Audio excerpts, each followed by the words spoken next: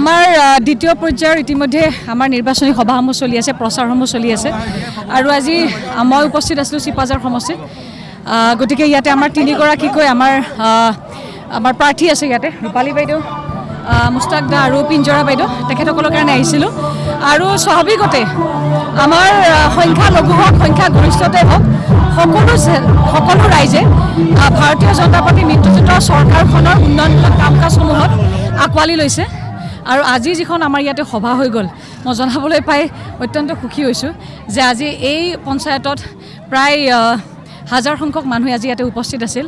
আৰু তাৰ তুলনাত প্ৰায় ওচৰতে এখন কংগ্ৰেছৰ সভা আছিল, য'ত নেকি সাংসদ গৌৰৱ গগৈ ডাঙৰীয়া উপস্থিত হোৱাৰ কথা আছিল।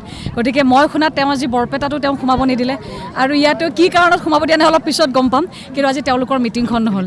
গতিকে ভাৰতীয় জনতা পাৰ্টীৰ প্ৰতিটো কাম কাজৰ প্ৰতি আকৰ্ষিত হৈ আজি ক'ৰবাত নহয় ক'ৰবাত কংগ্ৰেছী যিবিলাক কৰ্মী আছিলে তেওঁলোকেও হয়তো ক'ৰবাত নহয় অনুভৱ কৰিছে যে আমি বিপথে গৈ আছোঁ, আৰু সেইকাৰণে হয়তো আজি কংগ্ৰেছৰ লিডাৰবিলাকে তেওঁলোকে নিজৰ কৰ্মী থকাৰ পিছতো তেওঁলোকে আজি সভাসমূহ কৰিব পৰা নাই।